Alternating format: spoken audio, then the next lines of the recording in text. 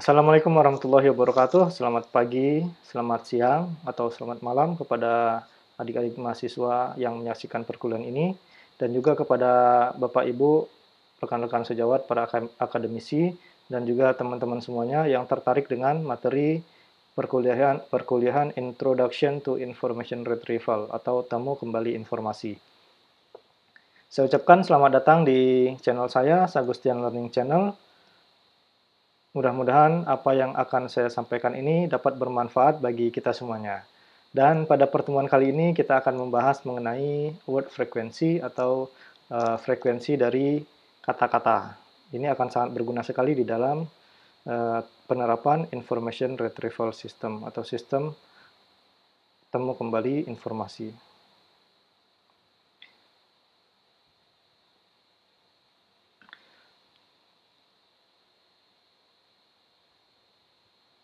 Saudara-saudara semuanya, kali ini kita akan membahas mengenai word frequency atau frekuensi dari kata-kata. Frekuensi dari kata-kata yang muncul dalam dokumen, baik itu dokumen dalam satu dokumen atau dalam banyak dokumen nantinya. Baik, kita sampaikan kuliahnya sebagai berikut.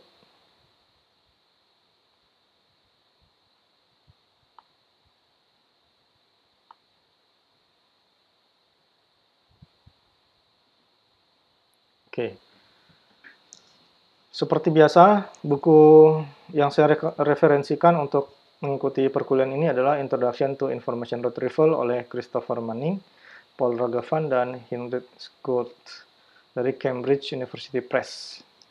Dan kebetulan Pak Christopher Manning ini adalah juga staf pengajar di Stanford University. Nah, file buku yang tadi saya sampaikan dapat Anda temukan di dalam ini ya, di dalam Stanford University website.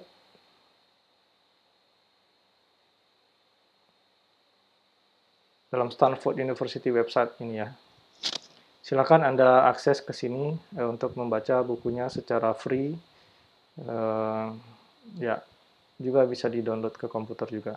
Kemudian sebagian besar isi perkuliahan ini juga saya ambil dari materi perkuliahan dari pemrosesan teks tahun 2007 yang disampaikan oleh Ibu Mirna Adriani PhD ya dari jurusan Computer Science atau Ilmu Komputer Universitas Indonesia.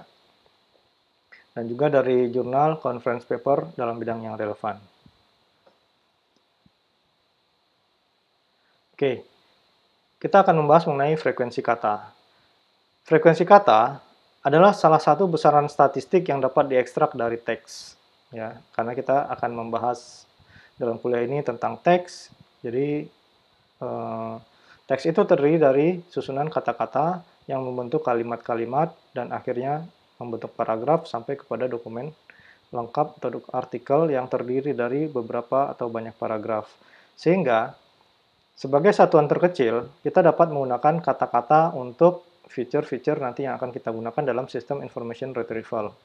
Dan sebetulnya satuan terkecil ini tidak harus kata, bisa saja nanti berupa n-gram atau beberapa karakter yang disusun dari sejumlah n karakter ya, disebut n-gram, karakter n-gram. Atau kita juga bisa gunakan nanti kata-kata. Baik, untuk lebih mudahnya kita bahas dulu secara umum dengan kata saja ya. Jadi kita anggap token kita nanti bentuknya adalah kata. Nah, pertama, ya, prosesnya, teks yang panjang tadi dipecah ke dalam kata-kata. Ya. Teks yang panjang tadi dipecah ke dalam kata-kata, kemudian dihitung berapa kemunculan kata-kata yang sama. Nah, ini yang disebut dengan frekuensi. Ya. Misalkan dari dari suatu dokumen, kita akan menghitung berapa kemunculan kata, katakanlah misalnya mencari. Nah, kata mencari ini berapa kali disebutkan dalam dokumen. Ya. Jadi setiap kata-kata yang sama itu kita hitung berapa kali kemunculannya, itu yang disebut dengan frekuensi. Sehingga nanti kita akan mendapatkan namanya satu koleksi kata unik ya atau vocabulary ya. Jadi kata unik ini kita sebut dengan vocabulary atau perbendaharaan kata. Kemudian frekuensi dapat dipakai untuk pemilihan bobot pada kata dalam sistem information retrieval ya. Jadi pada umumnya Untuk mendapatkan hasil pencarian yang lebih baik, kita menggunakan satuan frekuensi ini dibanding hanya menggunakan apakah kata itu muncul dalam dokumen atau tidak.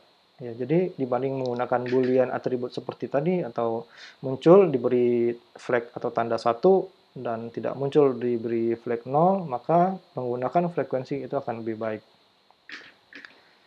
Juga dari frekuensi kata-kata ini kita bisa mengamati bagaimana frekuensi dari kata unik ini didistribusikan, ya, didistribusikan di dalam seluruh dokumen. Kemudian seberapa cepat vocabulary bertambah sesuai dengan ukuran korpus. Ya. Misalnya kalau korpusnya terdiri dari 10 dokumen, berapa ukuran vocabulary yang kita dapatkan? Atau dari 100 dokumen, dari 1000, dari 1.000.000, dari 10 juta, dan seterusnya. Jadi sesuai dengan pertambahan jumlah dokumen, apakah perbenaran kata kita bertambahnya linear seperti pertambahan jumlah dokumen atau tidak? Nah, itu kita bisa pelajari nanti karakteristiknya ya dengan menggunakan atau melakukan eksperimen terhadap beberapa skenario tadi ya dengan 10 dokumen, 100 dokumen, 1000, 1.000.000, dan seterusnya. Ya, kita bisa lakukan eksperimen tersebut.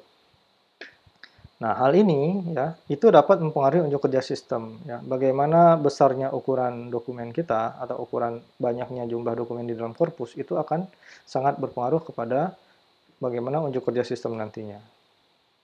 Oke, selanjutnya kita bahas mengenai cara menghitung frekuensi kata-kata.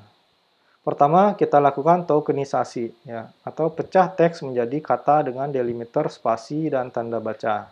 Nah, ini kalau misalkan kita ingin membentuk tokennya berupa kata, berarti delimiternya atau pemisahnya adalah tanda spasi atau tanda baca ya. Tetapi kalau kita menggunakan tokenisasinya tadi n-gram, misalkan kita gunakan 3 karakter atau 4 karakter atau 5 karakter, berarti nanti teknik tokenisasinya akan berbeda sedikit. Jadi mungkin tidak akan menggunakan delimiter, tapi kita akan melakukan moving window sebesar n karakter ya. Jadi setiap karakter yang masuk ke dalam window tersebut, nah itu kita ambil sebagai token. Nanti windownya geser satu karakter, ambil lagi sebagai token. Jadi ukuran window ini yang disebut dengan n-gram ya. Jadi, itu nanti mudah-mudahan akan kita bisa jelaskan detailnya di chapter selanjutnya. Oke, setelah itu, nah ada proses yang menjadikan semua ke dalam huruf kecil. Nah, ini yang perlu kita dalam information retrieval modern saat ini ya, atau modern information retrieval, itu tidak semua harus melakukan pemrosesan teks seperti tidak semua taks pemrosesan teks membutuhkan kegiatan atau tugas untuk menjadikan semua isi dokumen ke dalam huruf kecil ya, terutama beberapa karakter-karakter yang merupakan singkatan misalnya. Itu kan kalau kita jadikan huruf kecil kadang-kadang dia akan merubah arti. Dan juga dalam beberapa kasus katakanlah seperti sentiment analysis, kata-kata yang ditulis dengan huruf besar dan huruf kecil itu akan berbeda artinya atau berbeda sentimennya. Sehingga saya sampaikan di sini, tidak semua task pemrosesan teks itu membutuhkan langkah ini ya. Jadi tidak semua membutuhkan huruf kecil. Walaupun ya, even information retrieval, walaupun sistem temu kembali informasi atau search engine saat ini tidak membutuhkan proses ini. Karena apa? Karena sudah sedemikian besarnya koleksi dokumen yang mereka punya, sehingga tidak ada artinya kita mengganti huruf kecil atau huruf besar itu tidak ada pengaruhnya begitu kira-kira. Karena jumlah frekuensi kata-katanya sudah sangat-sangat besar begitu ya. Oke. Kemudian urutkan menurut abjad ya. Ini salah satu proses ya yang dilakukan secara manual. Jadi kita butuh mengurutkan sesuai abjad ya. Kenapa? Kalau nanti kita ingin menghitung kata-kata yang sama, jadi kan enak ya kalau manual cara memprosesnya, kita harus mengurutkan menurut abjad. Jadi misalkan kata-kata yang kayak katakanlah misalkan A, diurutkan nanti ada berapa kata adanya itu lebih mudah dihitung. Ya, karena kita melakukan prosesnya secara manual. Kemudian hitung kata-kata yang sama, salin ke tabel baru ya, atas kata kemudian frekuensi. Ya, jadi kita punya dua field di tabel baru, isinya adalah katanya apa, kemudian frekuensinya berapa. Dan ini dilakukan untuk keseluruhan dokumen ya, bukan hanya satu dokumen. Jadi kita baca seluruh isi dokumen, kita hitung seluruh kata-katanya, dan kita buat ke dalam tabel baru. Ya, ini yang disebut dengan tabel vocabulary yang tadi, atau tabel kata unik. Ya. Kemudian urutkan menurut frekuensi kata. Artinya apa? Kalau kita ingin menganalisis teks, kita mengurutkan berdasarkan mana kata-kata yang frekuensinya paling besar muncul di dalam seluruh dokumen. Ya. Jadi dalam seluruh korpus itu, mana frekuensi kata-kata yang paling besar, itu yang kita taruh di peringkat pertama. Ya. Nah, ini dapat kita lanjutkan dengan menghitung frekuensi dari frekuensi. Ya, ini untuk analisis yang mendalam. Jadi frekuensi dari frekuensi. Misalnya begini, dalam satu dokumen, ya, kita bisa bentuknya nanti frekuensi dari frekuensi atau slot frekuensi dari, frekuensi dari slot frekuensi. Ya, itu bisa. Untuk misalkan pertumbuhan kata yang sangat, apa istilahnya ya, yang sangat rapat jumlah ininya, apa istilahnya itu ya. Jadi kalau kita urutkan berapa frekuensi yang munculnya, berapa kata yang muncul sebanyak satu, sebanyak 2 kali, sebanyak 3 kali, sebanyak 4 kali, sebanyak 5 kali, dan seterusnya. Jadi kalau rentangnya dari 1 sampai katakanlah 20 juta kata misalnya, 20 juta frekuensi dalam satu korpus yang sangat-sangat besar, itu kan angka frekuensinya itu rapat gitu ya, sangat rapat. Sedangkan kalau kita ingin menganalisa, kita mungkin tidak perlu membutuhkan frekuensi yang terlalu rapat itu untuk ditampilkan di dalam suatu apa namanya grafik ya, suatu grafik kartesian misalnya. Jadi berapa frekuensinya dan berapa frekuensi dari kata yang muncul gitu ya. Misalkan berapa banyak frekuensi satu muncul di dalam dokumen. Berapa banyak frekuensi kata yang munculnya 2 kali di dalam dokumen, seperti itu. Nah, frekuensi dari frekuensi ini, kalau kita tidak ingin terlalu rapat yang tadi, kita bisa membentuk slot frekuensi. Misalkan kita menghitung, karena tadi kita punya dokumen yang sangat besar ya, korpusnya sangat besar sekali ya, mungkin 1 tera, jumlahnya 1 tera dokumen, kita bisa bentuk yang ini, frekuensi dari frekuensi kita ganti menjadi frekuensi dari slot frekuensi. Misalkan slot frekuensi 1 sampai 5. Ya, kata yang muncul 1 sampai 5 kali di dalam seluruh korpus. Frekuensi ada berapa totalnya? Nah, itu kita sebutkan frekuensi dari slot frekuensi. Sehingga pada saat kita plot ke dalam garis bilangan, kita plot ke dalam grafik kartesian, itu akan lebih mudah menganalisisnya. Gitu. Ya, ini untuk analisis kata. Tapi sebetulnya hal ini pun sudah cukup jarang dilakukan ya, karena terus terang saja teknik information retrieval ini metodenya sudah cukup mapan ya, sudah cukup matang, sehingga novelty-nya mungkin bukan di bagian ini lagi gitu, sehingga ini udah jarang dilakukan untuk riset. Tapi mungkin di Indonesia kita masih bisa mengevaluasi khusus untuk dokumen bahasa Indonesia, karena referensi untuk bahasa Indonesia di bidang information retrieval itu masih cukup sedikit. Oke, tapi kalau di dunia internasional ini sudah tidak dilakukan lagi karena udah dianggap mature ininya, analisis dan risetnya.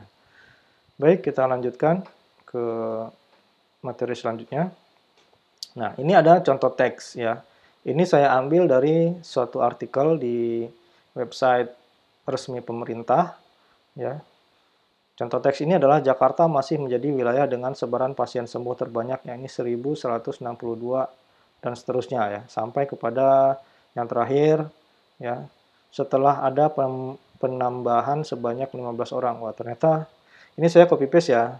Ternyata dari media artikel resmi pemerintah juga masih bisa typo ya, masih bisa salah ketik. Oke. Dari teks ini kita bisa analisis ya, kita hitung frekuensinya. Nah, ini akan tampil seperti ini nanti kira-kira ya. Setelah kita ekstrak, ini hanya dari satu dokumen ya, bukan dari banyak dokumen. Jadi kebetulan saya memberi contohnya untuk satu dokumen. Jadi nanti dari proses ekstraksi yang kita lakukan dengan coding Python di sini ya. Jadi kita lakukan secara manual tokenisasinya, tapi tidak terlalu manual ya, udah dibantu program. Nah, ini code-nya ada di sini, dan yang merah ini artinya adalah proses tokenisasi split. Yang biru ini artinya adalah proses cleaning, ya. Kita cek tanda bacanya, kemudian kita hilangkan misalnya. Terus yang warna hijau ini artinya adalah kita membangun vocabulary, ya, kata-kata unik. Ya, kita menghitung frekuensinya dari kata-kata unik. Yang terakhir adalah kita menghitung atau mengurutkan dari kata-kata yang memiliki frekuensi terbesar sampai terkecil. Nah, dari coding seperti ini, ya kita dapat tabel seperti ini, ya. Misalnya kata menjadi itu muncul 3 kali, kata pasien itu muncul 3 kali, kata Jawa muncul 3 kali, kata orang muncul 3 kali, kata wilayah muncul 2 kali, dan seterusnya. Nah, di sini saya tidak melakukan proses cascading atau mengubah semua huruf menjadi huruf kecil, ya. Ini tidak saya lakukan, jadi saya skip proses tersebut. Sehingga mungkin kalau ada nanti tulisan yang berada di awal kalimat, nanti itu akan berbeda katanya dengan yang berada di tengah-tengah kalimat. Contohnya ini. Tunggu, sorry. Kita cek dulu yang ini.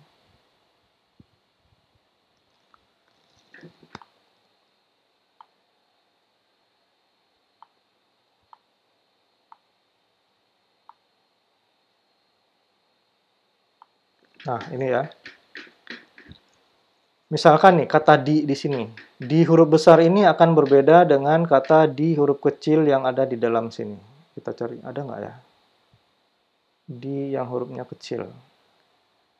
Nggak ada ya, kebetulan kata di cuma muncul 1 kali ya. Oke. Misalkan, apalagi yang kita bisa cek? Ini di ya. Jadi di yang besar ini akan dijadikan token yang berbeda dengan di yang kecil ini. Nah, itu yang bedanya kalau kita tidak melakukan cascading atau pengubahan huruf besar menjadi huruf kecil, ya. Sehingga kita akan mendapatkan 2 token yang berbeda dari karakter karena satunya huruf besar dan satunya huruf kecil, ya. Jadi 2 kata ini menjadi token yang berbeda. Oke. Tapi itu tidak masalah seperti yang saya sampaikan. Ya, kita asumsikan bahwa kita punya dokumen yang sangat besar, ya, koleksi dokumen yang sangat besar. Nah, ini hanya saya contohkan satu dokumen saja bagaimana prosesnya untuk melakukan penghitungan word frequency. Oke. Jadi ini adalah code-nya. Dan di sini tidak saya tampilkan proses print. Kalau misalkan Anda sudah memiliki Python di dalam komputer Anda masing-masing, Anda bisa mencobakannya dengan mengetikkan teks-teks perintah ini dalam Jupyter atau dalam IPython. Atau Anda bisa menggunakan Google Colab, ya. Google Colabs dari Google, kita bisa melakukan simulasi dari pemrograman Python dengan menggunakan Jupyter atau IPython Netbook yang mereka sediakan. Nah, ini contohnya saya perlihatkan di sini. Oke, ini ya contohnya untuk IPython-nya.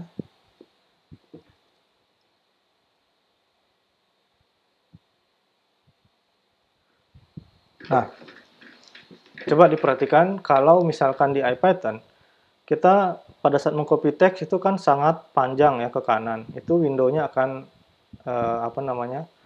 terextend ke kanan, sehingga kita harus geser. Di bawah sini nanti ada bar yang kita bisa geser ke kanan seperti ini.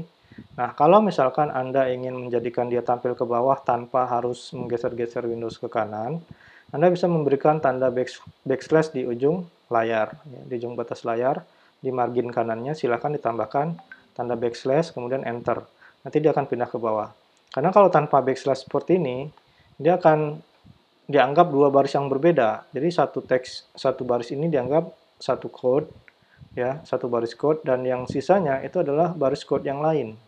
Begitu. Sehingga ini tidak dianggap satu baris code. Nah, agar dia dianggap satu baris code tetapi panjang ke kanan, kita bisa turunkan dia ke bawah dengan memberi tanda backslash di sini. Oke, jadi dengan ada tanda backslash, maka ini akan menjadi satu baris code. Oke. Nah, ini kita lakukan di dalam satu box dari sintaks IPython, ya, Jupyter Notebook. Oke, kemudian nanti kita run seperti ini dengan menggunakan tombol yang di sini. Jadi kita hanya merun satu perintah ini saja yang di dalam satu box ini atau dalam satu cell ini ya. Kita run. Nah, setelah selesai, tanda lingkaran putus-putusnya ini akan hilang. Kalau dia udah selesai, di run. Ini kebetulan belum connect ya, tadi saya sempat mati internetnya.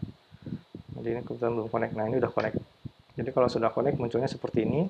Dan kalau sudah connect dengan servernya di Google, maka kita bisa lakukan eksekusi perintah-perintah Python di dalam setiap sel di IPython notebook ini ya. Jadi ini nama filenya belum saya simpan, IPython notebook ya, IPYNB. Ini ekstensinya. Oke, jadi kalau kita ingin menampilkannya, di sel selanjutnya saya ketikkan perintah print text, kemudian kita enter atau kita run. Nah ini dia. Jadi panjang ya, karena memang tidak ada, karena memang dia adalah satu teks panjang gitu ya. Kemudian ini adalah proses untuk bagaimana kita melakukan tokenisasi ya. Kita split dengan perintah text. Ini adalah variabel yang kita simpan ke dalam dari teks tadi kita simpan dia ke dalam variabel text. Kemudian pada saat kita ingin melakukan tokenisasi berdasarkan tanda spasi, kita lakukan token sambungan text.split ya, kita run. Nah, kalau sudah selesai kita bisa print berapa jumlah token yang dihasilkan ya. Print length token. Jadi ini adalah yang paling standar ya, tidak menggunakan library. Jadi kita punya 90 token ya. Di sini kita punya 90 token. Apa saja tokennya? Kita bisa print di sini ya. Apa saja yang 90 itu? Nah, ini ya. Jakarta masih menjadi wilayah dengan sebaran pasien sembuh terbanyak dan seterusnya. Oke. Nah, ini proses cleaning token. Yang tadi saya sampaikan, apa yang perlu kita bersihkan adalah tanda baca. Karena teksnya seperti ini. Jadi tanda baca yang seperti titik itu rapat ke teks, koma rapat ke teks, ya rapat ke kata sebelumnya, titik rapat ke kata sebelumnya. Saya ingin hilangkan ini. Tapi nanti sebetulnya ini yang simple ya. Tapi nanti semua tanda baca perlu kita hilangkan kayak tanda seru, tanda titik dua, tanda titik koma dan seterusnya. Nah, karena di sini teksnya simple ya, saya buat dua saja. Jadi kita menghilangkan tanda teks, kita menghilangkan tanda titik for x in token. If x min 1. Nah, ini x min 1, indeks min 1 di sini artinya adalah kalau kita mempunyai kata dengan panjang n, jadi kalau indeks min 1 ini kita mengambil karakter yang terakhirnya gitu. Jadi kalau kata yang terakhirnya adalah titik atau kata yang terakhirnya adalah koma, maka kita hilangkan dia x sama dengan x dari 0 sampai min 1. Jadi ini pembacaan indeks dari sebuah array. Sehingga, oh ya, x ini adalah setiap kata di dalam token ya. For x in token, artinya untuk setiap kata di dalam token. Jadi x ini adalah kata. Nah, dalam Python, kata itu dianggap sebagai array. Isinya apa? Mulai dari huruf pertama, huruf kedua, huruf ketiga, huruf keempat, huruf kelima, dan seterusnya. Ya. Jadi itu adalah anggota array-nya, satu kata. Sehingga kita bisa melakukan pemanggilan atau kita bisa memotong kata tersebut berdasarkan indeksnya seperti ini. Artinya 0 sampai min 1, yang karakter terakhirnya itu kita buang. Ya, 0 sampai kata terakhir. Nah, sebetulnya dalam Python kata terakhir itu tidak dihitung, tapi dia dijadikan margin ya, dimasukkan sebagai margin atau batas. Jadi mulai dari 0 sampai kata terakhir. Nah, jadi kalau kita sudah ambil ya, jadi x yang baru adalah x dari 0 sampai min 1. Jadi kata min 1-nya kita buang. Min 1 tidak termasuk ya. Kalau kita mau ambil seluruhnya ya udah x saja atau x.2 gitu tanpa ada batasan indeks terakhir. Jadi ini indeks awal, ini indeks akhir. Oke. Kemudian clean token. Jadi clean token itu adalah nanti array untuk menyimpan token yang baru. Ya. Clean token dot append x. Append ini maksudnya menambahkan member baru untuk array clean token ya. Clean token append x. Ingat clean token ditaruhnya di luar if ya, ini sejajaran. Kenapa di luar if? Karena untuk kata yang tidak memenuhi syarat ini ya, dia diproses apa adanya. Jadi kalau memenuhi syarat ini ya, dia mengandung tanda titik atau tanda koma di karakter terakhir, maka dia melalui proses ini ya, proses penghilangan karakter terakhir tadi. Kemudian seluruh kata itu kita clean token append X. Jadi clean token ini nanti isinya akan banyak kata-kata yang tadinya mungkin berbeda antara masih dot titik misalkan ya, antara misalkan di sini masih, kemudian ada kata masih, ada titik belakangnya. Itu kan tadinya token berbeda. Jadi dengan proses ini dia akan menjadi token yang sama karena tanda titiknya dihilangkan. Oke. Kemudian print clean token. Nah, ini nanti hasilnya. Oke. Jadi kalau misalkan ini nggak kelihatan ya kita bisa printnya di atas ya, contohnya nih. Kalau misalkan saya ingin lihat satu-satu ke bawah, kita taruhnya printnya di sini. Karena kalau di sini ini udah satu array yang di print ya. Kalau kita mau lihat satu-satu di sini, print X. Coba kalau kita run, hasilnya kira-kira seperti ini. Nah, ini kata-kata yang baru ya. Jadi di sini sudah ada sudah tidak ada lagi tanda titik di karakter terakhir. Nah, ini kita lihat ya. Atau kalau kita ingin cek benar nggak dia tidak ada, kita bisa print di sini. Untuk hanya mendeteksi kata-kata yang ada titiknya atau ada komanya di terakhir. Ya, kita bisa print di sini, di dalam looping if ini. Oke, kita print. Nah, ini ya, tanda yang token yang ketemu yang ada tanda titik atau koma di belakang. Oke. Nah, setelah kita hilangkan misalnya, jadinya seperti apa bisa kita print lagi di sini. Nah, jadinya seperti apa setelah kita hilangkan yang di atas. Nah, proses yang di atas ini. Nah, jadi 293, jadi 293, 278, jadi 278 ya. Orang titik jadi orang, klinis titik jadi klinis. Oke? Dan seterusnya. Kemudian di sini adalah proses untuk mengambil kata unik ya. Kita simpan dalam suatu dictionary. Ini simbol dictionary ya. Jadi untuk apa namanya? Inisialisasi dictionary kita tulis di atas bahwa tipenya adalah dictionary. Dictionary gitu ya, dictionary. Oke, unik sama dengan dictionary. For X in clean token, artinya untuk setiap kata di dalam clean token. Nah, if X in unique, jadi clean token tadi apa? Token yang isinya masih double-double ya. If X in unique, ini artinya apa? Untuk mendeteksi apakah kata itu udah ada di udah ada di dictionary unique. Kalau belum ada, maka kalau sudah ada, maka cukup tambahkan frekuensinya 1. Oke. Tapi kalau belum ada, else, berarti dia belum ada kan? Jadi belum memenuhi ini, berarti kalau belum ada, unique sama dengan 1. Nah, jadi di sini proses menambahkan kata X ke dalam dictionary unique. Kemudian print unique. Nah, ini kalau kita run, ya hasilnya seperti ini. Jakarta muncul 1 kali, masih muncul 1 kali, menjadi muncul 3 kali, wilayah muncul 2 kali, dengan muncul 1 kali, dan seterusnya. Nah, ini yang tadi saya sebutkan di slide sebelumnya, kita perlu mengurutkan dari frekuensi yang paling besar ke frekuensi yang paling kecil, gitu ya. Nah, ini karena masih ke kanan ya, itu kan nggak terlalu kelihatan. Kita bisa lakukan ini, for X in unique, print X, unique X. Jadi karena unique ini bentuknya adalah dictionary, ya. Jadi kita print X, atau print katanya, kemudian unique X. Artinya isi frekuensinya, gitu ya. Jadi unique untuk kata X, frekuensinya berapa? Tadi kan ini untuk menyimpan data kata dan frekuensi. Nah, ini kalau kita print, hasilnya seperti ini. Ya. Jadi Jakarta muncul 1 kali, masih 1 kali, dan seterusnya. Karena tadi ke kanan nggak terlalu kelihatan ya. Jadi kita bisa print ke bawah. Oke. Nah, ini untuk satu artikel pendek isinya seperti ini. Kemudian bagaimana cara kita untuk menghitung supaya dia terurut. Nah, ini kalau yang ini untuk menghitung frekuensi dari frekuensi ya, count F. Count F artinya apa? Array juga ya. Untuk menghitung berapa frekuensi kata yang munculnya 1 kali.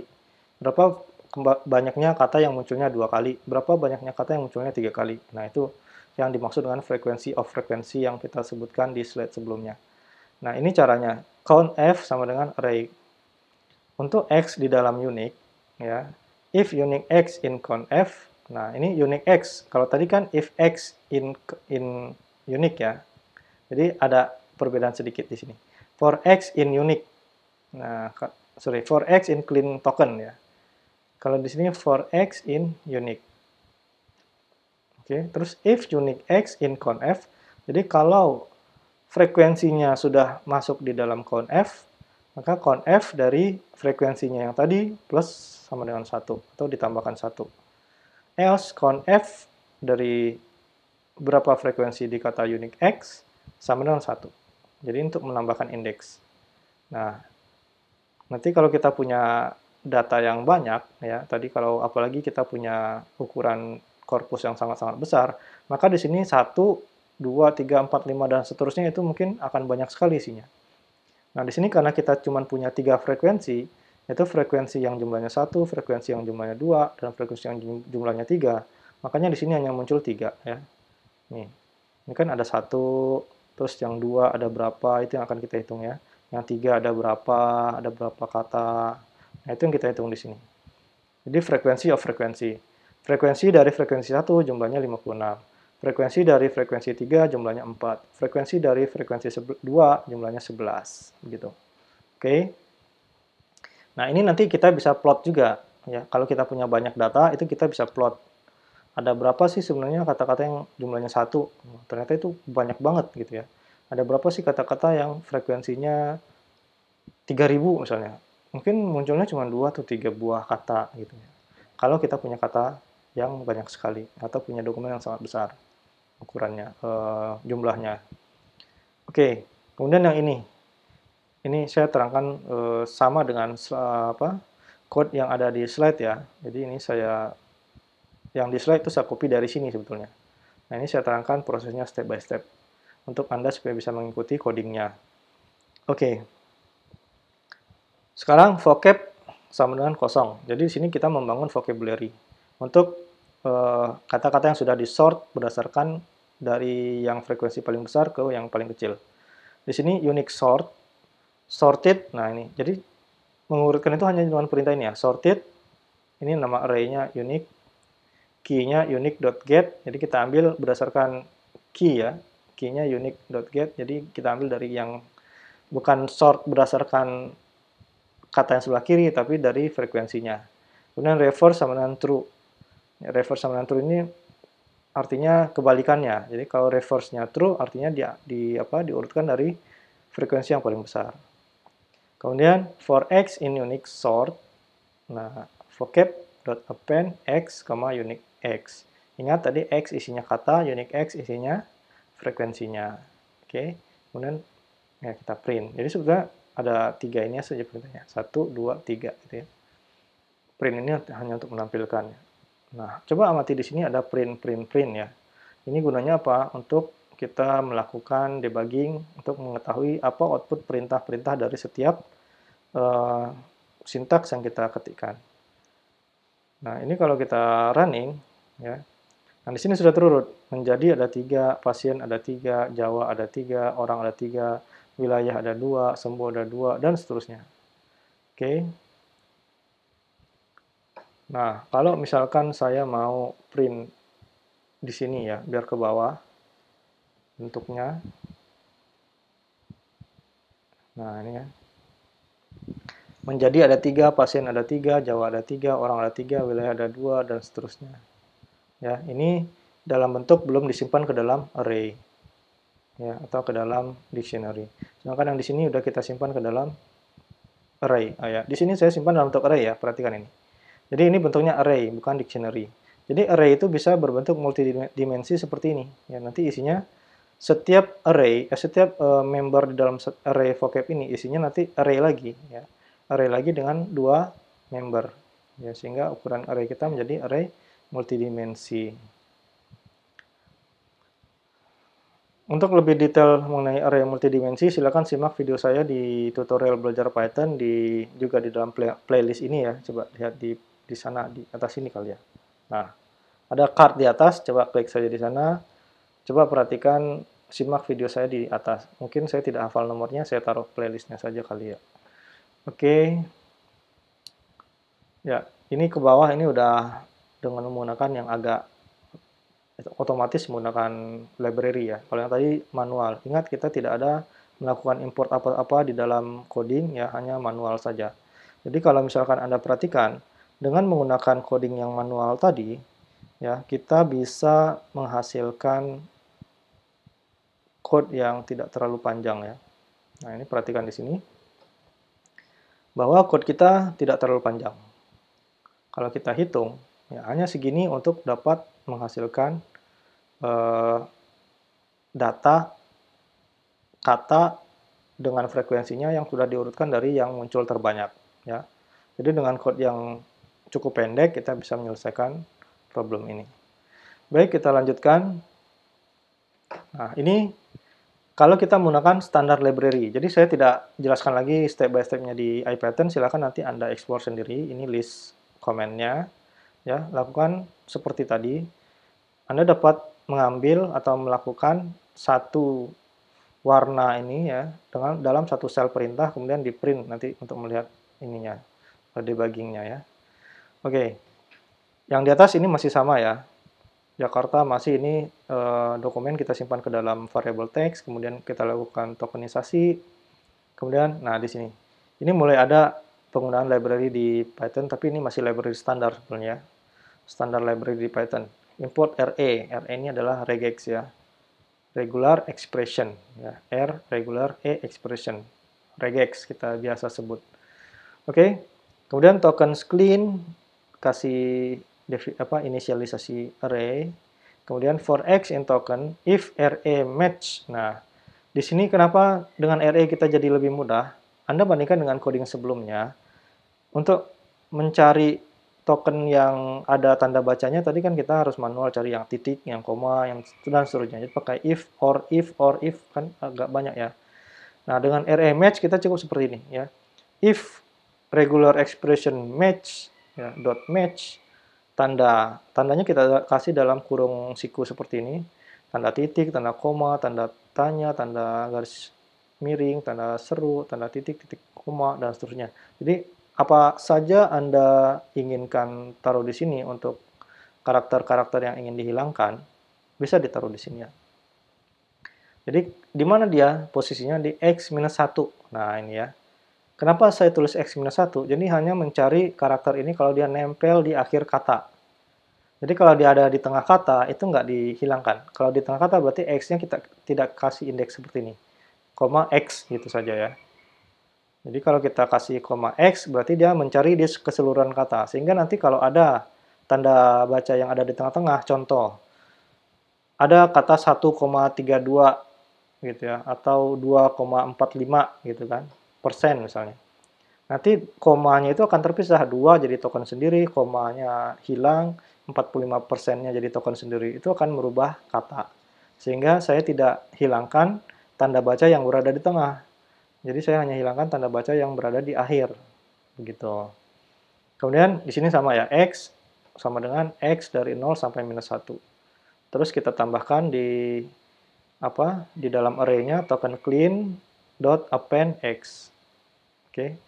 Nah, kemudian untuk mencari untuk mencari set kata-kata unik. Nah, di sini dengan perintah unik set tokens clean ya. Jadi hanya ini aja untuk mencari kata uniknya. Terus unique sama dengan dictionary lagi. For x in Unix, nah untuk setiap kata di dalam Unix, di dalam kata-kata yang sudah sudah berupa vocabulary ya, sudah tidak double-double di sini. Nah, unique x, token clean, count x. Nah, cara ngitungnya pakai ini aja nih. Jadi dengan menggunakan perintah Python pakai count. Bedakan dengan yang tadi ya. Tadi kan kita hitung manual ya. Kalau sudah ada di Unix, kita jadikan dia +1. Kalau belum ada di Unix, baru kita inisialisasi token clean x sama dengan 1. Nah, dengan perintah ini itu akan mempersingkat lagi jumlah baris code kita. Oke. Jadi untuk mencari kata unik dan menghitung frekuensinya dengan ini. Kemudian mengurutkan terakhir. From collections import order dict. Nah, ini kalau kita ingin mengurutkan ya. Jadi order dictionary. Ini untuk mengurutkan tadi karena kita punya datanya dictionary, jadi kita pakai library-nya order dictionary. Untuk mengetahui library yang kita butuhkan, silahkan googling ya. Di Google banyak banget bahasan tentang Python, jadi jangan khawatir. Justru enak mengcoding dengan Python karena kita banyak sekali mendapatkan contoh-contoh programnya, atau minimal kita tahu bagaimana menyelesaikan suatu masalah dengan melihat contoh programnya. Oke, jadi di sini kita gunakan library ini, kemudian vocab, kemudian ordered, sorted. Nah, ini kita sort dulu ya di dalam unique dot items key lambda cafe. Nah, ini tinggal ngikutin ya formatnya. Reverse sama dengan true, ini sama. Nah, di sini ada key sama dengan lambda ya. Ya, ini kenapa ada begini? Ya harus ya. Karena untuk sorting ini dia selalu melakukan key sama dengan lambda. Kemudian cafe 1. Nah, ini artinya cafe ini adalah, ya saya nggak tahu juga, ini saya ngikutin cara format penulisan library ini ya dari contohnya. Jadi cafe 1 ini mengambil indeks yang 1 ya. Karena kita punya tadi kan ada 2 nih. Yang sebelah kiri itu katanya, sebelah kanan adalah frekuensinya ya, seperti ini. Ada 2. Ini kan ada 2 nih. Jadi yang 1 itu yang ini, nomor indeks ini. Jadi yang 0 itu yang ini. Jadi KV ini mungkin singkatan dari key value ya, key value 1. Jadi key value 0-nya ada, key value 1-nya 2. Gitu. Key value 0-nya jumlah, key value 1-nya 2. Dan seterusnya. Sehingga kalau kita definisikan seperti ini, yang kita sorting berdasarkan yang key value yang 0 ini, yang 1 ini, ya ada 2, 1, dan seterusnya, 3. Sehingga dia disort berdasarkan frekuensi, bukan berdasarkan katanya. Jadi kalau berdasarkan katanya nanti ini aja yang disort berdasarkan ABCD-nya ya. Oke, jadi ini singkat kalau menggunakan library. Baik, kita lanjutkan. Nah, ini kalau kita menggunakan library dari khusus NLP ya, Natural Language Processing. Jadi di dalam Python ini sudah ada library khusus NLP yang dikembangkan oleh ya namanya open source ya. Ini ada banyak developer. Nanti dia bekerja sama akhirnya menghasilkan suatu standar operasional code untuk suatu masalah, kemudian digabungkan menjadilah suatu library. Nah, library NLP yang banyak digunakan itu adalah scikit-learn ya, scikit-learn, scikit-learn ya, scikit-learn. Nah, di sana NLP itu hanya sebagian sebetulnya. Jadi scikit-learn itu dia juga ada machine learning-nya, ada pemeriksaan teksnya, ada macam-macam lah, ya ada banyak.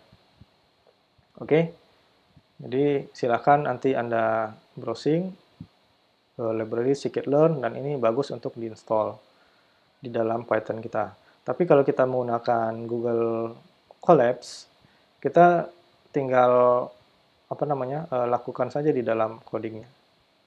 Nah, ini dengan menggunakan library lebih singkat lagi. Nah, ini saya sering sampaikan ke mahasiswa. Kalau kita menggunakan Python untuk TA, coding kita itu bisa pendek. Kadang-kadang dengan 50 baris itu selesai ini TA-nya gitu. Apalagi TA-TA menggunakan machine learning ya.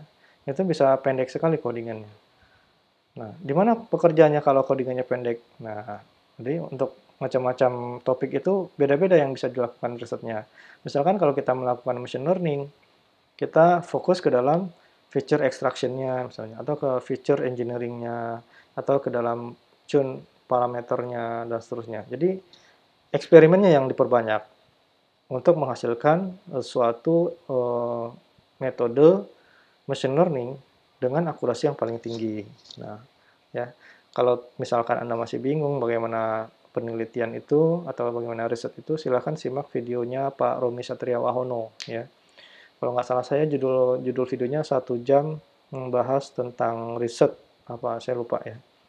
1 jam tutorial tentang riset, tapi setelah kita jalankan ternyata videonya 4 jam ya. Judulnya 1 jam. Oke. Jadi dengan menggunakan NLP library ya, ini masih sama ya, teks, Jakarta masih, dan seterusnya.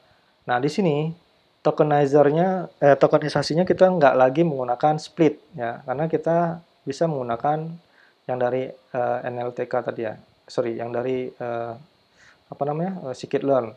Ya. Saya tadi bilang scikit-learn ya. Yang khusus NLP, NLTK ya namanya, maaf.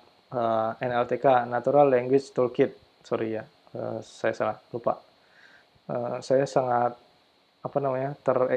inspirasi sama scikit-learn soalnya, karena dia banyak mengembangkan library-library yang juga banyak dipakai untuk NLP.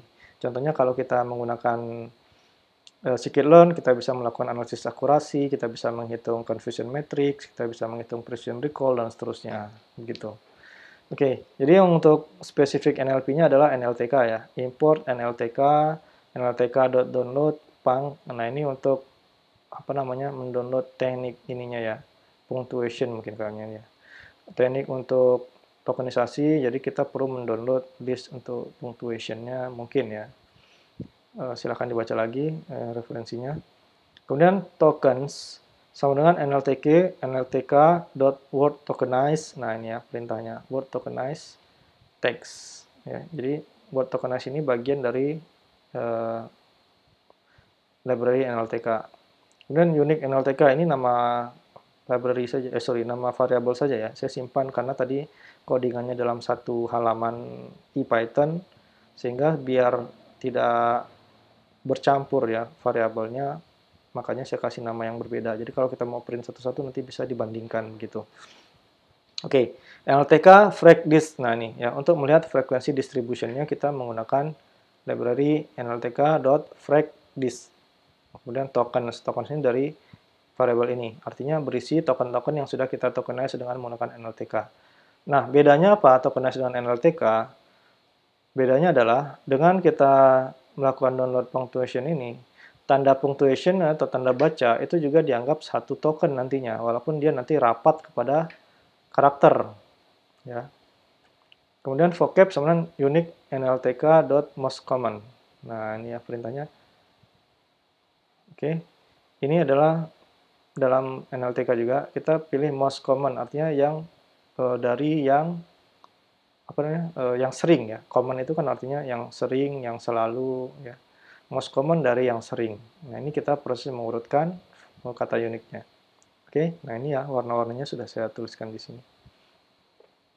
Oke, hasilnya seperti ini. Jadi tanda baca itu menjadi token tersendiri, koma ada 6 kali, menjadi 3, pasien 3, dan seterusnya. Terus tanda titik 6 kali, nah ini lihat ya di sini.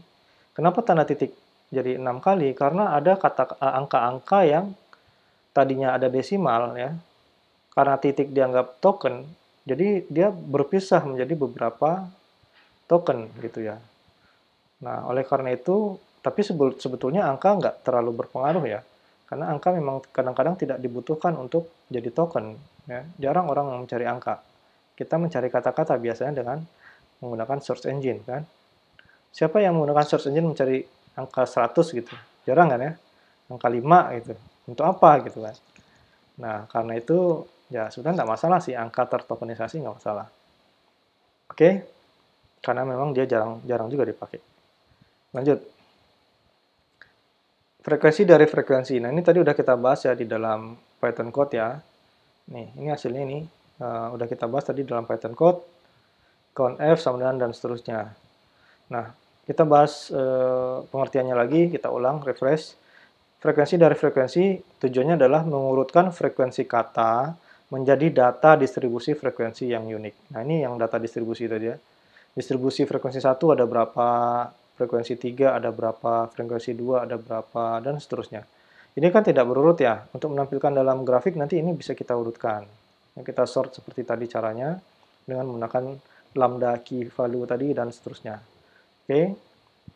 Nah, kemudian kita menghitung jumlah frekuensi dari ya ini penjelasan dari ini ya, udah cukup jelas saya kira. Next. Nah, ini yang perlu kita tekankan atau kita pahami dari kuliah Information Retrieval adalah hukum zip. Nah, kata-kata tadi kalau kita urutkan itu akan kayak gini nih, ya grafiknya. Jadi di sini adalah tabel frekuensinya, di sini adalah kata-kata, ya jumlahnya ya, atau ranking juga bisa ya. Ranking kata-kata ranking 1 itu paling tinggi, ranking 2 di bawahnya, ranking 3 dan seterusnya. Nanti ranking kata-kata yang kecil itu frekuensinya kecil juga gitu. Oke. Nah, hukum zip berkata, dalam suatu koleksi dokumen atau korpus, apabila seluruh kata di dalam semua dokumen dihitung, lalu diurutkan kata-kata tersebut dari frekuensinya yang terbanyak ya. Nah, itu yang akan menghasilkan grafik seperti ini. Ya. akan diperoleh suatu hubungan antara ranking kata atau urutan terbanyak dengan frekuensinya. Ya. Jadi kita sort dari yang frekuensinya paling banyak. Yaitu frekuensi F berbanding terbalik dengan ranking kata R dalam suatu nilai konstan. Jadi nilainya kira-kira konstan lah. Jadi berbanding terbalik bukan 1 per F sama dengan 1 per R ya. Itu kan konstantanya 1. Sedangkan ini konstantanya ya bisa berapa ya. Tergantung nanti dari ukuran koleksinya juga. Nah, teori ini pertama dikembangkan oleh ahli linguistik dari Harvard, ya, George Kingsley Ziff, ini namanya ya. Sehingga kita bisa tuliskan hukum Ziff itu adalah F dikali R sama dengan K. Oke, sama dengannya ada tanda kayak gini nih. Jadi mendekati lah, mendekati K gitu ya. Atau F mendekati K per R, ya. Nilai konstan per ranking gitu ya. Nah, bila kata yang paling sering muncul adalah X kali, ya, yang ranking pertama X kali, maka kata yang ranking kedua itu sekitar X per 2 kali munculnya di dalam korpus. Kata yang ketiga munculnya X per 3 kali, dan seterusnya. Ya. Ada banyak kata yang hanya muncul sekali-sekali, ya, yang cuma muncul satu gitu ya. Tadi kan kita udah lihat ya, dalam satu dokumen pendek saja, yang frekuensinya satu amat banyak. Oke. Kemudian ada sedikit kata yang muncul sangat banyak atau sering. Ya. Jadi jumlahnya cuma sedikit nih yang munculnya sangat banyak. Ya. Paling 50 kata itu udah banyak ya. 50 kata itu munculnya sangat sering. Dibanding yang sekali-sekali itu munculnya mungkin, jumlah katanya mungkin ada ribuan ya. Ribuan kata yang cuma muncul satu kali di dalam koleksi. Kemudian ada sejumlah kata dengan frekuensi yang menengah. Ya, jadi kita bisa dapatkan fakta-fakta seperti ini di dalam korpus yang sudah kita ekstrak tadi ya, menjadi kata-kata dan frekuensi. Nah, bagaimana distribusi normalnya kata-kata pada korpus ya kira-kira seperti ini ya. Kalau kita tulis ya, distribusi normal itu kan kalau menggunakan Gaussian kan di tengahnya yang tinggi, pinggir kanan dan pinggir kiri itu kecil nilainya. Nah, kata-kata yang paling sering muncul bukanlah kata-kata yang paling deskriptif. Nah, ini yang paling sering muncul di sini. Ini tidak deskriptif untuk menggambarkan isi suatu dokumen. Kemudian, menurut Bloom tahun 1958, ya, kata-kata yang paling umum dan paling tidak umum tidak berguna untuk indexing. Nah, yang paling umum itu yang di sini, ya, paling sering kedengaran kata-katanya itu ada di sini. Yang paling tidak umum itu ada di sini, ya. Ini jarang terdengar, ya, karena itu frekuensinya sangat kecil. Dan yang di tengah-tengah ini, yang kira-kira di dalam rentang Gaussian kita atau distribusi normal kita, inilah yang dianggap signifikan terhadap dokumen atau yang menggambarkan isi dokumen ya, yang isinya paling deskriptif ya. Nah, ini grafik ini saya ambil dari buku Risbergen ya, tahun 1979. Ya, versi PDF-nya ada, silahkan dicari, itu bisa di-download. Oke. Kemudian distribusi frekuensi kata pada bahasa Indonesia dan bahasa Malaysia, korpus Wikipedia. Nah, dalam Wikipedia itu ada banyak bahasa. Ya, ada Wikipedia bahasa Indonesia, Wikipedia bahasa Inggris, bahasa Malaysia, bahasa bahasa Slovenia, bahasa Arab, bahasa India, dan seterusnya. Ada ratusan bahasa lah di sana. Nah, ini saya cuplik dari bahasa Indonesia dan bahasa Malaysia. Ya, di sana ada artikel-artikel yang sudah di-dump jadi satu file besar. Nah, ketika kita ekstrak, nah ini gambarnya seperti ini. Coba diperhatikan ini ya. Ke atas adalah frekuensi, ke bawah adalah tokens. Ini adalah kata-kata yang saya ambil per skip 5 kalau nggak salah ya, atau 5 atau 10 gitu. Jadi ranking 1, kemudian ranking 6, ranking berapa lagi? Ranking 11, ranking 16, dan seterusnya. Kira-kira seperti itu ya. Karena kalau ditampilkan satu-satu, ini rapat banget, nggak kebaca tulisannya. Gitu. Nah, ini juga sama. Ya. Kita tampilkan berdasarkan kata-kata, tapi diambil per 55 ya. Kata nomor 5, nomor 10, 15, 20, dan seterusnya. Oke. Nah, ini yang hijau ini adalah bahasa Indonesia, yang kuning bahasa Malaysia. Ya, ini dari dua grafik ini maksudnya begini. Jadi kalau misalkan kita lihat bahasa Indonesia sebagai perbandingan, ya, artinya kata bahasa Indonesia kayak gini nih, hukum zipnya nih, ya kan mirip ya kayak tadi ya. Jadi di awal-awal itu frekuensinya tinggi banget, kemudian yang akhir-akhir frekuensinya makin kecil. Ya, nanti yang signifikan adalah yang di tengah-tengah sini kira-kira, gitu ya. Nah, ini karena saya ambil hanya 100 kata pertama ya, seperti ini tampilannya. Tapi kalau kita ambil keseluruhan kata, nanti akan mendekati grafik zip yang tadi, yang sebelumnya kita tampilkan. Sehingga nanti distribusi normalnya bukan di sini sih sebetulnya. Ini karena hanya 100 kata. Ya, hanya 100 kata. Ini nanti tetap tinggi nih, kalau udah sangat rapat seperti ini. Mana tadi?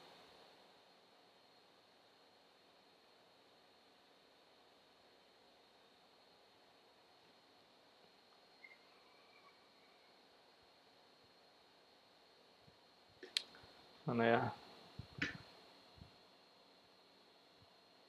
Satu lagi. Nah, ini. Jadi ini saya hanya sebagian kecil di sini saja tadi diambil ya. 0 sampai 100 ya. Sampai sini lah. Ini juga gambarnya tidak terlalu ini ya. Karena kata-kata itu jumlahnya tidak 300 tapi bisa 30.000 kata nanti ya, atau lebih. Jadi ini kira-kira aja. Ini gambarnya biar bagus aja nih di set. Nah, nanti kata-kata 0 sampai 100 itu mungkin masih di sini posisinya. Ya. Yang dari Wikipedia itu juga tidak semua yang saya ekstrak, tapi hanya sekitar 20%. Jadi ini sekitar 20% dokumen di dalam korpus bahasa Indonesia dan bahasa Malaysia. Karena kalau diekstrak semuanya, waktunya lama banget karena dokumennya terlalu besar. Ya, berapa giga ya? Saya lupa. Ada 20 giga mungkin ada ya. Atau 10 giga, saya lupa persisnya berapa. Tapi karena sangat besar, saya ambil 20%, sekitar 20%. Nah, ini adalah gambar dari 100 kata pertama yang sudah diurutkan. Nah, di sini ID first 100 sorted. Jadi kita bahas berdasarkan bahasa Indonesia dari 100 kata yang sudah diurutkan. Jadi ini sudah terlihat ya grafik zipnya. Dan yang di sini Malaysia yang kita urutkan 100 pertama. Ini Malaysia. Di sini kita ingin menampilkan bagaimana komposisi penggunaan kata-kata bahasa Indonesia dan bahasa Malaysia. Ternyata yang tidak sama ya. Mana yang di dalam bahasa Indonesia tinggi, misalkan bahasa Malaysianya rendah, artinya sedikit kata-kata ini digunakan di bahasa Indonesia, bahasa Malaysia dibanding bahasa Indonesia. Kalau yang tinggi artinya bahasa Malaysia lebih banyak menggunakan kata ini daripada bahasa Indonesia. Kira-kira itu cara membacanya, ya, dari grafik ini. Oke, jadi di sini hanya yang ingin saya tampilkan adalah hukum zipnya. Jadi untuk analisis bahasa Indonesia dan bahasa Malaysianya tidak perlu kita sampaikan detail ya. Kalau Anda mau tahu, ya mungkin kita akan bisa lebih banyak membaca lagi dalam paper-paper bagaimana ini adalah salah satu task dalam discriminative similar language ya. Bagaimana kita membedakan bahasa-bahasa yang similar atau yang mirip gitu. Jadi kalau Anda mau tahu lebih detail, silakan baca paper-paper mengenai itu. Oke. Oke, kita bahas selanjutnya. Distribusi tergantung korpus. Sebagaimana sumber korpus yang berbeda, ukuran korpus juga menentukan bentuk distribusi frekuensi kata. Ini ada tipu sedikit ya. Jadi, ukuran korpus juga menentukan bentuk distribusi frekuensi kata. Ya, misalkan, ada berapa banyak kata istana muncul dalam 10.000 dokumen. Ya, bagaimana dengan kata pangeran? Berapa kali dia muncul? Atau bagaimana pula dengan kata Raden Mas? Ya, berapa kali dia muncul? Atau misalkan untuk sebagian besar jenis kata, ternyata ada sedikit jumlahnya di dalam korpus. Misalkan sebagian besar jenis kata, ternyata ada sedikit jumlahnya di dalam korpus, atau yang jarang muncul atau jarang ditemukan. Ini tadi udah kita bahas berkali-kali ya. Nah, nanti dari sini Anda akan bisa nih mencoba ya. Ini kan topiknya sama ya. Seputaran apa? Seputaran keraton lah gitu ya kira-kira. Oke. Nah, bagaimana bila korpusnya jauh lebih besar ya?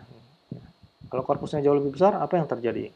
Atau topiknya berbeda misalnya. Jadi ada korpus yang khusus tentang ini misalnya. Misalkan kita membuat suatu database sendiri ya, database yang tidak terstruktur tentunya tentang teks. Isinya apa? Isinya topik-topik tentang katakanlah tadi kerajaan-kerajaan di Indonesia misalnya. Jadi ada banyak artikel tentang kerajaan-kerajaan kita kumpulkan jadi satu korpus.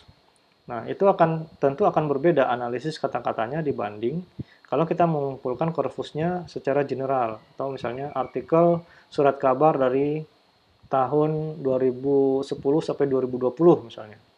Mungkin banyaknya komposisi kata-kata tentang istana, pangeran, Raden Mas tadi dibandingkan di antara kedua korpus tadi pasti akan berbeda. Ya. Nah, bagaimana juga kalau korpusnya web, misalkan Google yang sangat-sangat besar. Ya, kalau tadi kita cerita dua korpus yang diperkecil ya, satu tentang khusus topiknya tentang kerajaan, satu khusus tentang artikel 10 tahun, ya selama 10 tahun, dan satu lagi adalah korpus web, yang kita nggak tahu berapa besarnya. Yang penting, yang jelas, very, very huge, sangat-sangat besar ya. Nah, jadi kalau kita tes nih di korpus Google ya, misalkan berapa banyak kata istana muncul dalam miliaran dokumen. Ya, saya sebut miliarannya karena nggak tahu pasti berapa jumlahnya. Jadi setelah kita cari dengan Google, itu ada 40 juta. Ya. Ini bukan 40 juta kata ya, tapi 40 juta hasil pencarian. Mungkin dalam satu dokumennya nanti kata istana disebut banyak kali juga gitu ya. Bagaimana dengan kata pangeran? Ya, ada 18,4 juta. Jadi kata pangeran muncul di hasil pencarian 18,4 juta. Tapi kalau kita hitung lebih detail ada berapa kata pangerannya, ini akan lebih.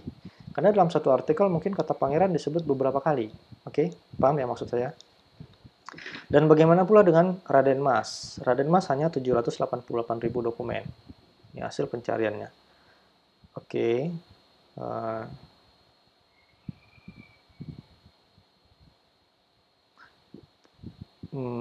Oke, coba kita lihat di Google lah. Ya. Coba kita lihat di Google. Kita buka Google aja ya satu. Wah, itu ganti ya. Tadi kita cari apa? Istana ya. Nah, ini ya kata istana. Ada berapa pencarian kita bisa lihat di sini. Sekitar 42.500.000 hasil. Oke. Jadi di antara 42.500.000 dokumen ini, kata istana mungkin disebutkan misalkan ya dokumen pertama ini. Di dalam kata-kata di dalam artikel ini pasti kata istana disebut beberapa kali ya. Oh, ternyata hasil pencarian istana yang di atas ya itu lebih kepada istana negara ya, bukan istana kerajaan.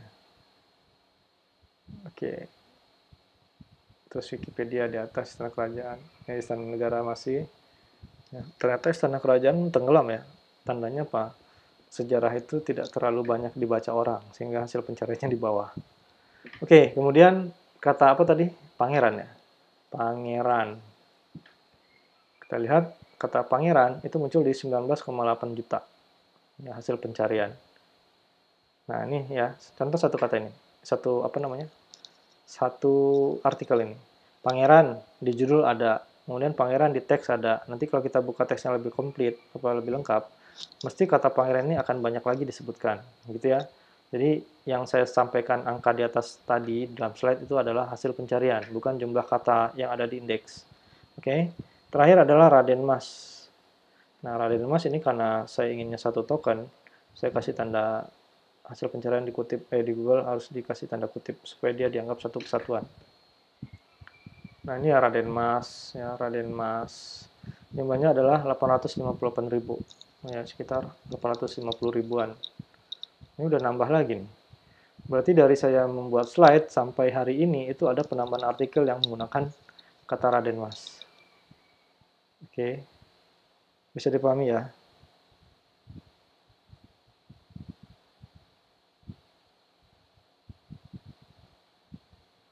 Nah, jadi kemarin masih 788.000, tadi udah naik jadi 858.000. Anda bayangkan dalam waktu satu hari ini, slide-nya saya selesaikan kemarin, hanya dalam waktu satu hari kurang lebih 24 jam bertambah sekitar sekian ratus ribu dokumen. Dan Anda bayangkan betapa besarnya korpus Google tersebut, ya. Karena dokumen itu bertambah menurut deret yang tidak kita bisa bayangkan, ya. Kalau dulu kita hanya mengenal deret ukur dan deret hitung, ini nggak tahu lagi nih. Saya nggak tahu ini kita bisa sebut deret ukur atau deret ukur kuadrat ya, karena pertamanya sangat-sangat masif ya. Oke, lanjut. Next. Dampak hukum Zipf pada IR ya. Sebagian besar kata-kata yang frekuensinya besar adalah stop word. Kata-kata yang tidak diperlukan untuk indexing, sehingga membuangnya akan mengurangi biaya penyimpanan ya. Oke.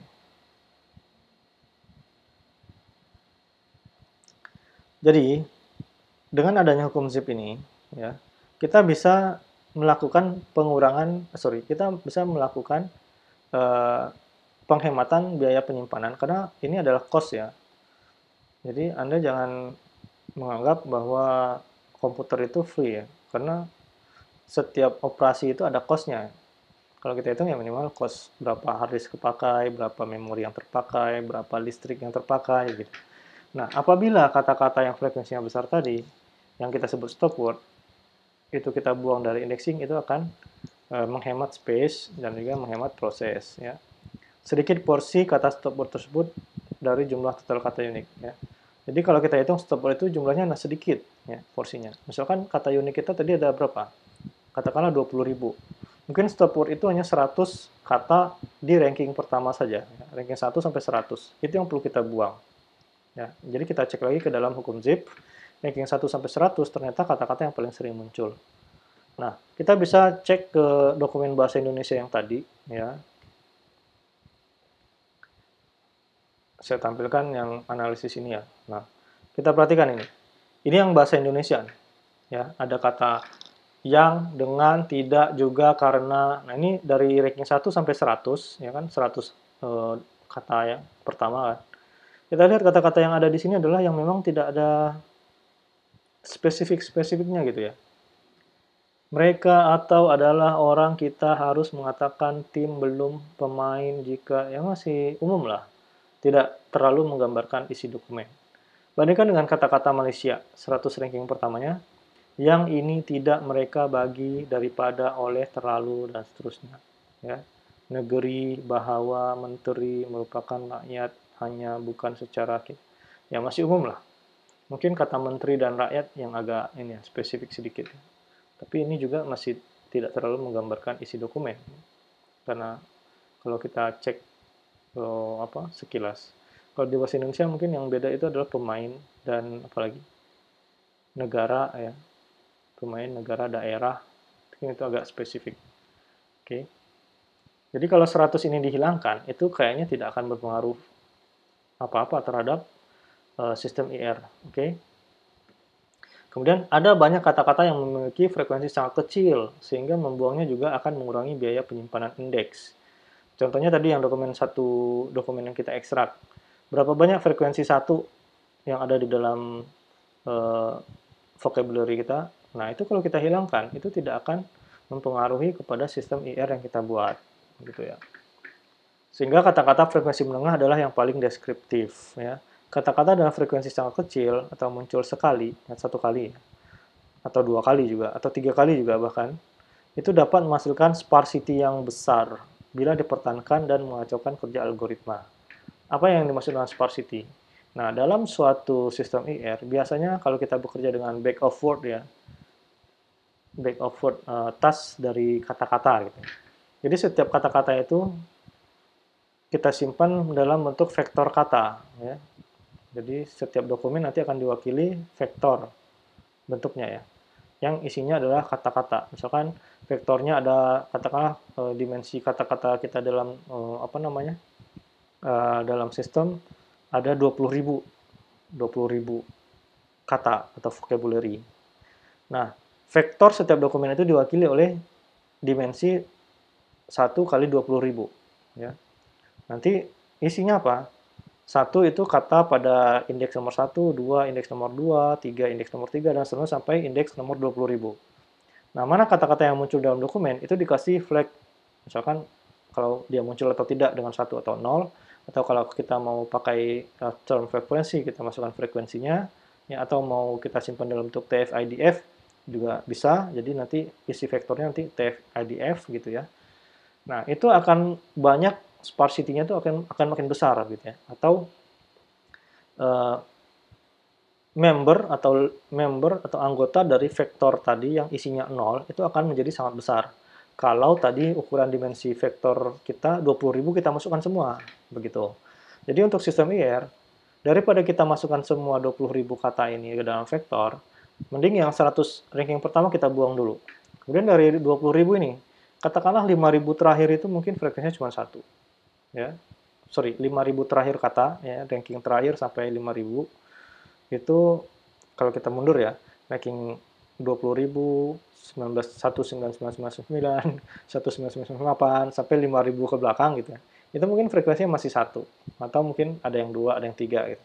Nah, itu kalau kita buang juga itu akan sangat membantu dalam proses indexing ya, membuang atau mengurangi biaya penyimpanan. Ya, bisa dibayangkan ya.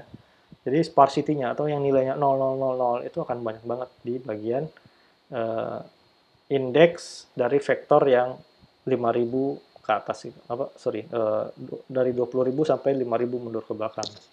Kemudian kalau kita cek lagi, mungkin dari ranking 5.000 tadi sampai mundur lagi ke 10.000, mungkin masih banyak juga yang frekuensinya kecil-kecil. Nah, yang frekuensi kecil-kecil itu pada saat kita membangun indeks itu akan banyak juga nanti yang menjadi 000 juga nanti ini nilainya ya, apakah itu dengan Boolean atau dengan TF-IDF atau dengan TF saja ya, term frekuensi gitu. Jadi sparsity-nya sangat besar. Dan kalau dipertahankan bisa mengacaukan kerja algoritma ya. Karena apa? Karena nanti hasil perhitungan similarity-nya kalau kita pakai model ruang vektor itu perkaliannya itu sangat kecil banget ya, 0,00003 gitu. Ya, kecil banget. Oke, kita lanjut nih. Ini fakta menarik nih dari penelitian Nazif tahun 95. Ya, ini dari penelitian Nazif ini Pak Bobi A.A. Nazif ya kalau nggak salah ini. Dosen saya dulu waktu di UI. Jadi penelitian Pak Nazif tahun 95 itu mengevaluasi 15 tesis mahasiswa atau 15 laporan skripsi mahasiswa S1 dari Fasilkom UI dan Teknik Informatika ITB. Ya, ada 2 nih sumbernya, tapi hanya 15 dokumen lengkap ya. Laporan skripsi, tapi dibuang bagian kata pengantar, daftar isi, dan lampiran. Jadi hanya dilakukan pada bagian utama isi laporan, mulai dari bab 1 sampai bab kesimpulan. Nah, kemudian dihitung distribusi kata, jumlah kata, dan perbandingan kata yang sering muncul. Ya, dihitung nih. Dari semua dokumen dihitung. Hasilnya apa? Nah, ini hasil yang menarik nih. Jadi setiap dokumen rata-rata menggunakan 9.871,6 kata. Ya, ini kalau dirata-ratakan. Di antaranya 1.431 kata yang unik atau vocabulary. Ini ya.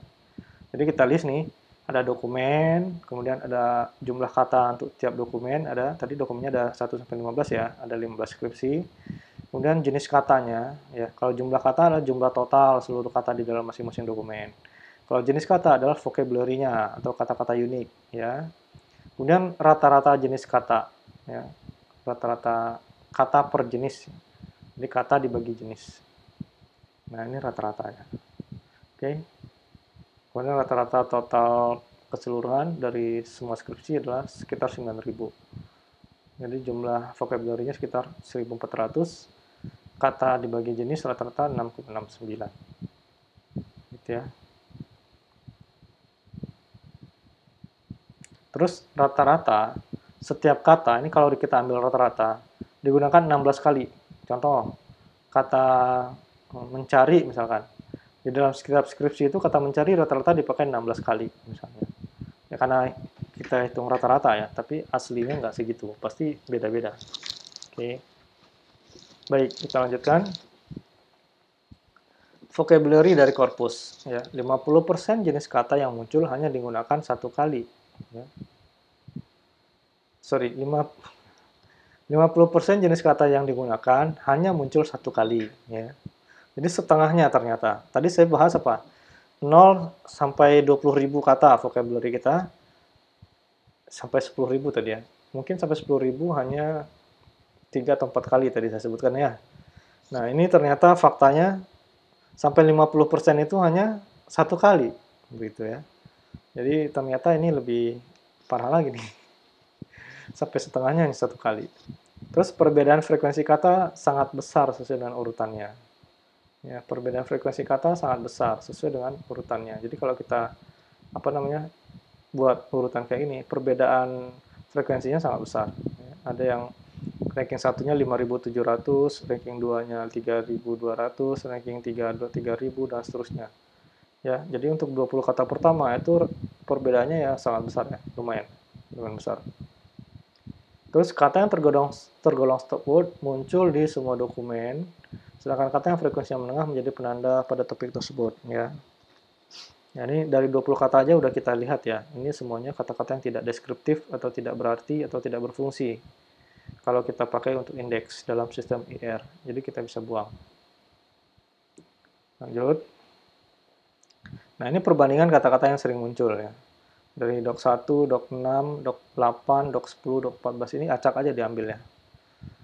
Jadi perbandingan kata yang sering muncul dari 20 tadi ya. Nih, dari 5 dokumen di dalam korpus ternyata sebagian kata yang berada di ranking teratas menjadi penting. Nah, ini dipengaruhi oleh topik. Karena kita punya topik yang terbatas tadi ya. Ini topik kita adalah sudah dipersempit, maka ada kata-kata yang masuk dalam ranking 1 sampai 50. Ya. Dan tentu saja di dalamnya ada stop word. Ya. Jadi dia bercampur ya. Nah, di sini yang harus kita hati-hati. Tidak bisa langsung dipotong ranking 1 sampai 50 atau 1 sampai 100 itu adalah stop word. Ya. Kalau kita punya koleksi yang spesifik seperti ini adalah tugas akhir di bidang teknik informatika dan di bidang ilmu komputer, pasti kata-kata komputer itu menjadi trending, mencari kata-kata yang sering muncul. Oke, sehingga stop word semua kata yang berwarna hitam, ini hampir sama, muncul setiap dokumen. Sedangkan kata-kata khusus yang di bidang IT atau di bidang computer science tadi muncul juga di dalam ranking yang warna merah. Oke, nah jadi dari sini kita bisa bangun stop word bahasa Indonesia. Atau silakan dicari stop word bahasa Indonesia yang sudah ada. Udah banyak ya di internet. Nah, ini kita perhatikan nih, kata-kata yang sering muncul. Yang artikel dan daripada ya, umum ya. Nah, kita lihat yang merah nih. Berarti dokumen 4 ini cerita tentang apa kira-kira? TA tentang fuzzy ya, atau skripsi tentang fuzzy. Isinya fuzzy, linear, himpunan, solusi ya, masih tentang fuzzy. Kalau ini tentang apa nih kira-kira? Objek permukaan cahaya gitu ya. Mungkin TA-nya tentang pemrosesan, karena ini bidang IT ya, teknik informatika, mungkin pemrosesan image ya, atau citra digital. Yang ini apa? Data, entity, attribute. Mungkin TA-nya tentang database ya. Ini apa? Prosesor, algoritma, proses. Mungkin tentang TA-nya tentang CPU ya, membahas sistem komputer. Ini berkas dan grup. Ini kayaknya hampir sama ya. Berkas, sistem berkas ya. Hampir sama dengan ini, sistem komputer. Jadi dari sini kita bisa menebak ya topik TA masing-masing dokumen ini tentang apa. Kira-kira begitu. Oke. Saya kira itu yang bisa saya sampaikan dalam kuliah yang lumayan panjang ya, lebih dari 1 jam. Nanti akan kita coba edit lagi nih biar pendek. Baik, saya kira demikian yang bisa saya sampaikan dalam kuliah ini. Di kuliah ini kita sekali lagi saya ulang, kita membahas tentang frekuensi kata, bagaimana kata-kata itu penting menjadi menjadi komponen utama penyusun indeks dalam suatu sistem information retrieval. Dan juga kata-kata ini sangat penting juga untuk task-task di bidang pemrosesan teks yang lain, seperti document summarization, sentiment analysis, recommender system, dan lain-lain. Ada banyak banget. Baik, mudah-mudahan bermanfaat, dan apabila ada kesalahan saya mohon maaf. Saya akhiri, terima kasih atas perhatiannya. Wassalamualaikum warahmatullahi wabarakatuh. Sampai ketemu lagi di chapter selanjutnya.